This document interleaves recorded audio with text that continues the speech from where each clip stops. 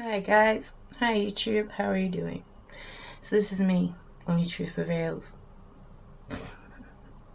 I feel so daft doing this, but I figured that I better kind of do this because otherwise, the message that I have just might not even get out there, so kind of better do this, I figured. Plus, I'm not being very well received because maybe it's because I'm not showing my face or something. So I thought, okay, I might have to show my face. So I'm showing my face, see if it makes the slightest bit of difference. But, also, I just want people like Richie from Boston, everybody. Richie from Boston to see that I am a genuine person. So, here I am. This is what I look like. I've not made a video for a good, 5 weeks, 6 weeks, couple of months, because I have been, as usual, busy. And I've been in this thing lately where I don't even know what to say, I'm having to like hold this out in front of me because I haven't set up a system yet. My computer camera does not work, and I have another computer, but my daughter is using it, so we'll have to do it like this for now. But yeah, I haven't known what to say really the past couple of months, and it's not because I haven't got enough to say. I've got loads to say. It's just that I don't know, it's like this thing, and it's just stopped me communicating, and I don't know what it is, but it's just making, it's like I have a lot to say and I just don't know how to say it or how to do it at the moment, and it's so strange. Maybe it's just that I have to wait for the right time. Okay, but I feel like now is the right time. And I just want to get on with this stuff, and I feel like I'm having to sit and watch the world get worse, by the minute, and I'm having to sit and watch everyone else on YouTube kind of do their work, wishing I was kind of up to that standard where I could get these many videos out and stuff. But I have a lot to kind of organize in my life, and just to be able to survive everybody, and I'm getting there. I am getting there, but it's taking a bit of manipulation and a bit of work to get it there. Yeah. So this is where I'm at the minute, but it's a lot better place than I have been in the last, God knows how many years, I'd say. So anyway, yeah, on that note, so this is why I've not been uploading for the past 2 months, guys, okay? But here I am in the flesh for you all to see. So this is me, Only Truth Prevails. My real name is Sarah, as I mentioned on one of my other videos by mistake.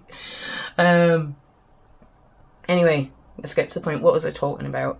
The last video I did was on about the attacks in Manchester and in London, and that has all settled down again now. But how long for? Nobody knows, We can just wait and see on that one, but we're never safe anymore, are we, It's always waiting for that next attack just to happen, not knowing. So none of us are safe in our own countries anymore, are we, guys? Let's be honest about this.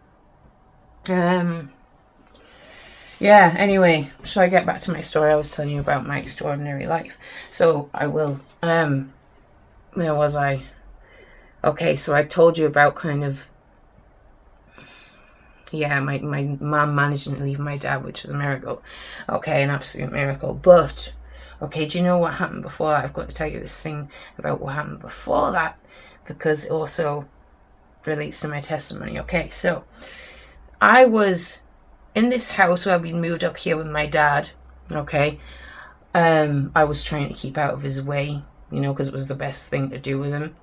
And I was so sick this time, and it was kind of January in the northeast, and it's very, very cold. It's like 0 temperatures usually. It's very, very cold. And this day I was so desperate to get away from the atmosphere in the house, and I was so desperate to get away from it. I didn't know anyone really in the area at that time. And I was like, right, I'm going to go out and I'm going to dig the garden over. You know? So I did, and I got a garden fork. I think it was. I don't know if I had a spade. I can't remember. A garden fork, and I went out and I started digging over this bit of garden, which was quite it was like about 3 meters by about 2 meters or something. So it was quite long, quite wide, and it was just, when I went out there, it was like a solid patch of mud. It was just one solid patch of mud, and I thought, okay, fair enough. They'll give me something to do. I need something to do. I need something to get rid of all this aggravation I got going on. It'll keep me away from the stuff that's going on in the house. So I started to dig over this garden. And I was digging over this garden. I was thinking, and it was helping me. It's therapeutic, you know. And it started getting darker, and later on in the day, and darker.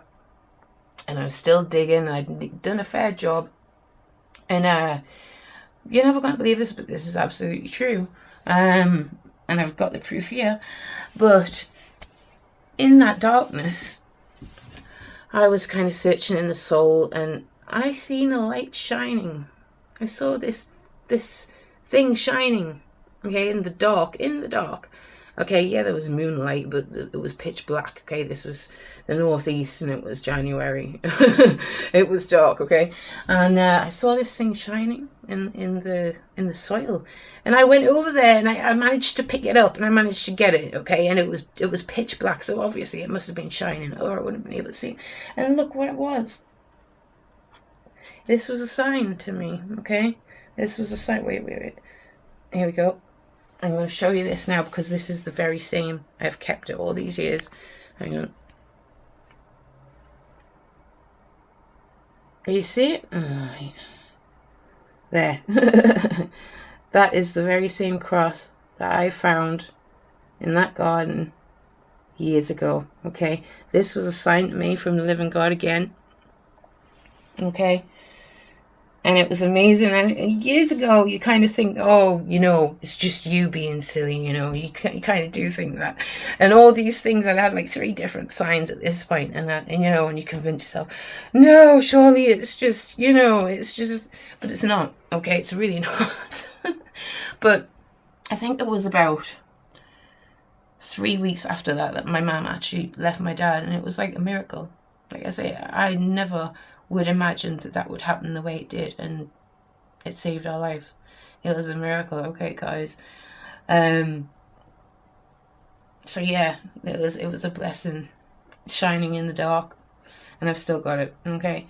What happened after that? Okay, let me think about it. Okay, so we went to, I told you about that. Come back to Newcastle, and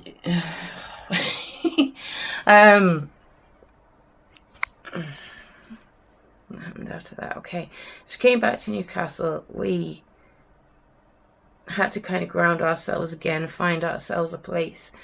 It was interesting. We made some new friends, and that was good. Regrounded ourselves again. Moved to a different town up here. There was always struggles with family and stuff like that, which everyone gets, I suppose. It's one of those things. But what kind of happened after that? Okay, so being about 17, I was doing all my DJing stuff then as well. It was the one passion that I'd found that incorporated my love of music at the time, and my expression of myself and everything. So I thought that was the way to go. I thought that was the way I'd been destined, was to do kind of DJing. And I did DJing for a few years. I enjoyed it. Then, I met somebody and kind of settled down with them. Moved in with them and everything. Everything was fine for about a year. Okay, guys. things weren't right there either.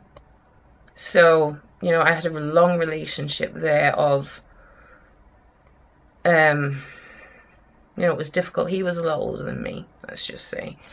There was a lot of manipulation going on there. You know, I don't know what it is with these people that kind of come into your life, and they always try and kind of quieten you down and silence you and make you into this thing where, you know, you're just kind of there and you just kind of exist. And they make you kind of small in a way. They try and make you kind of small, you know. They make these kind of people that, you know, I'm sure some of you have dealt with. They will make it so kind of your opinions don't really matter that much, or they'll make it so that everybody laughs at your opinion, or that nobody even listens to your opinion. Yeah. And it does things to people. Okay, this does things to people. This turns people from being an outgoing, happy person into a, you know, kind of unhappy, sad, introverted person, where they're not naturally like that, you see. So going living with people like that has an effect on you, and it's not good. Okay. And what I want to say to everybody out there, if you live with somebody like that, or if you have somebody like that around you that doesn't seem to value your presence or opinion, or, you know, doesn't give you anything good back, then why are they interested in being around you in the first place? Okay. You know, so many of us put up with a lot of stuff. And all I'm saying to you here is, if you're putting up with a lot of stuff, please make sure it's worth it. Okay. Just make sure that, you know for a fact that these people aren't going to sell you out in the end. Okay. Because quite often they actually do. Okay. It doesn't matter how much you go through for them, how much good you think you're doing by listening to them. At the end of the day, if you let them control you, they will ultimately sell you out. And I'm sorry, guys, but that seems to be 100% fact that I've realised in this life. Is it normal to constantly get people around you that have derogative effects, or, you know, are trying to use you? I don't think that's normal. I really don't think that's everyone's experience in life, is it? I mean, this is kind of probably why people like me think that we're some kind of targeted individual or something. Don't get me wrong, okay?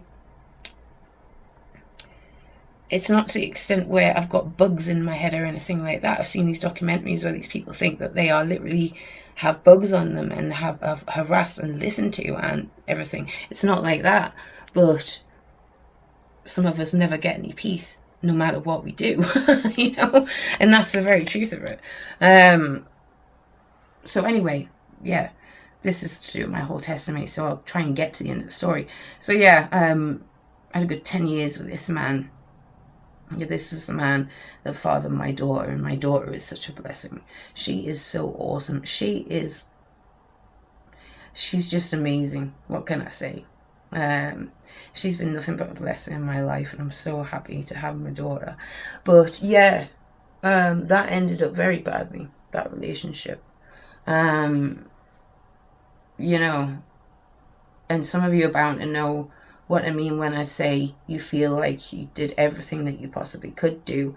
You didn't do anything that they didn't want you to, yet for some reason you still get treated like crap. Yeah, do you see what I'm saying? Some people aren't good, okay? And for the people that are good, try and get somebody that's as good as you, okay? Try and get somebody that, you know, reciprocates things, that are honest, that aren't putting on a front for a year. Do you know? Really trying to gauge that before you commit yourself, guys. I've, you know, been too trusting in my life. I've been told this a lot. I And I've learned from that, you know, absolutely I've learned from that. But it's a very true thing. Okay, if you see these signs of people doing these kinds of things to you, just back off. Okay, just back off, really, because it's not worth it. So yeah, that relationship ended really badly. I went through a trauma with that relationship, and then ultimately at the end of that relationship I went through one hell of a trauma. And this is because of what that person wanted to put me through, basically. You know, he basically kind of attacked me and expected me not to do anything about it, and expected me to live with my daughter in that atmosphere, and he thought that was okay, but that wasn't happening. Okay. You know, it was a very, very bad situation, very hard situation. He actually kind of kept my daughter away from me for a couple of days, trying to get me to give in and go back to him. And even though it was killing me, literally killing me inside, I couldn't do it. The simple fact that if I went back and I said, okay, let's just forget about it again, you know, and let's just pretend it didn't happen, I was basically just giving up my life had I done that, and given up my daughter's life. That's what I felt like. Okay, coming from the background that I come from, okay, he knew about this. It's not like he didn't know about it. Okay, so it worked out fine in the end. You know, I had my daughter back and everything okay in the end. He kind of got a little bit of comeuppance, but not what he was due to. However, he did in the very end. Life, guys, it's not easy, but you know, you've got to believe that you're not alone, because you're really not alone. Okay.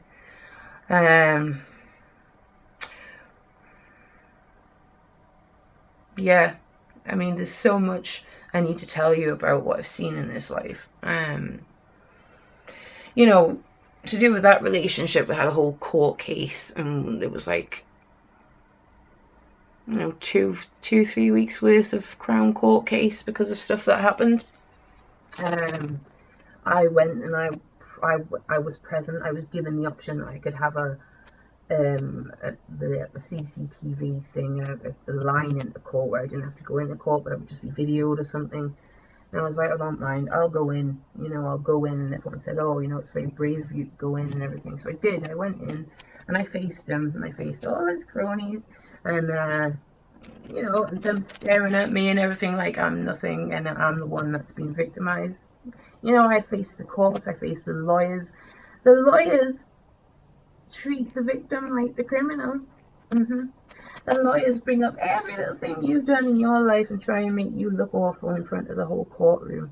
Okay, but my ex-partner was the one who did the crime. Okay, this is the way your system works, people. You know, this is the way your system works, your court system. Well, the English court system. It's useless, to be fair. You know, to do with the incident, this particular incident that happened between me and the ex, right at the end, the police were all up for, you know, trying to get this done. What actually happened was the first court case, it was a hung jury. And he said, oh, we can't decide. So basically, which is a very rare thing, I know, I was told. So basically, we had to go back again and do the same thing, because this kind of the CPS wanted to get him on a slightly higher charge.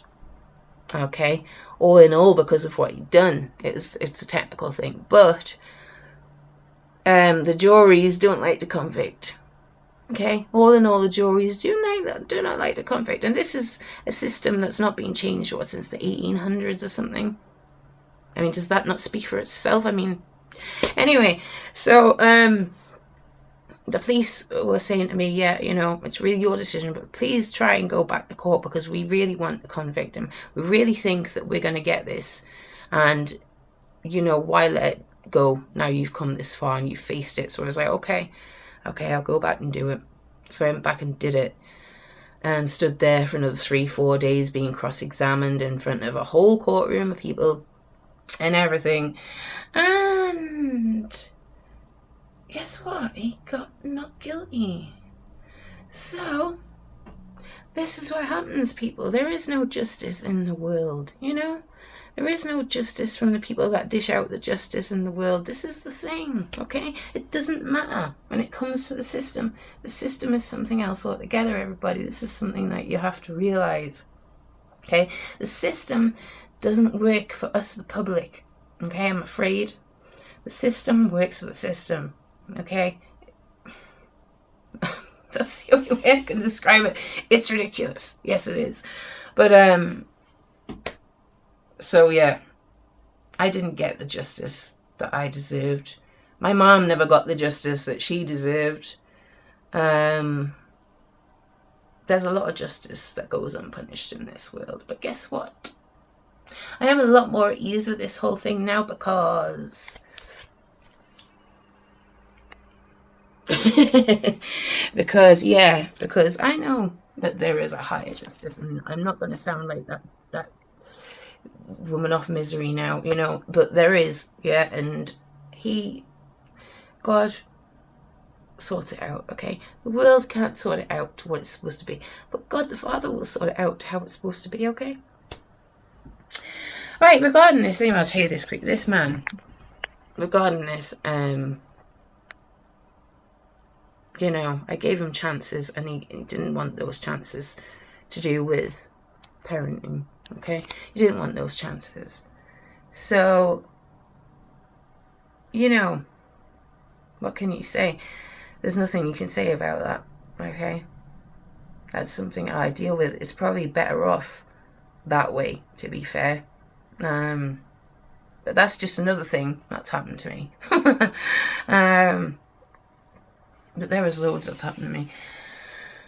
So, yeah, we went through all that. And that happened, okay? But that wasn't the end of it, okay? He did get his comeuppance years down the line. He did. And it was nothing to do with me, okay? It was nothing to do with me. But it was funny because I'd been thinking kind of weeks before that. I'd been thinking because what had happened, I'd moved away from the area and then I'd come back into the area and he was right there in my face, trying to scare me, trying to intimidate me. Was I having it? No, I wasn't having it. So I was just walking straight past him. I was just looking straight into his eyes, you know, like, you're not going to intimidate me. And, you know, what an awful person. Can't even turn around and admit what they've done. You know, not only that, but they won't leave you alone because they think you owe them something or something. So I just kept on walking past him and just, you know, whatever, you're not going to intimidate me. And then I started to think to myself, kind of, how come these people seem to get away with this stuff? Why do they get away with this stuff? I know this is because the world is the way it is, but it's not very fair. And then all I'm going to say is, a few weeks after I was thinking these very things, but obviously I was kind of new to the idea of God and everything then. I was kind of becoming a Christian right then. When I was kind of thinking about all these things at that time, I was in the process of becoming a Christian. Yeah, and I'd been thinking, you know, it's not fair how some people seem to go on for years and years and years and they do the same things to all these people in a row and nothing happens to them. And then all I'm going to say is a few weeks down the line, I'd heard that this person in question had had something seriously medically wrong with him. Yeah. So, there you go. That's like God's justice, isn't it? Not only that, but when these people get to the other side, well, they're going to have to answer for everything. You know, it's not going to go down well, is it? You know, so people, you know, if you have people in your life who you want to take revenge on, who you think, why should they get away with that? Why should they always get away with it? Okay, they won't get away with it forever. Okay, you just got to have faith. Okay, you just got to know that there is somebody out there watching your back. All right. And you got to know that somebody knows everything you're going through and everything you're thinking, okay? I am reassured of this because I'm, like I said in my other videos, I still get letters from my Master Prophet every single day, which are like a lifeline to me, okay? And it's not even, you know, it's absolute proof. What can I say? I was having a hard time the other day, and everything seemed to be going wrong. So I was praying about it and was frustrated. The next day, I got a letter from the Master Prophet, and what did it say? Sarah, failing doesn't make you a failure. Okay, so it's like everything I'm praying is coming back to me via the Master Prophet kind of the next day. So I know that it's getting there. Do you understand, people? I know that the message is getting there, okay? So, yeah, please try and reach out. Try and think about yourself, your soul, your faith, mind, body, and spirit, okay? Because it's not just a physical plane. It's not just about materialism. It's not just about money. It's not just about who looks the best, who's got the most stuff. It's not about that at all. In fact, that means absolutely nothing. It means squat, diddly squat, nothing, okay? But I'm going to go for now, everybody, and I'm going to come back and make another video soon because I need to kind of jot down stuff to tell you about my life because I've kind of forgotten. This stuff happens to me often because there's been so much, everyone. But I will get going because my phone's going to run out again. And take care, everybody, and God bless, and have a great day and stay vigilant, and I will be back soon. Much love, everyone. Bye-bye.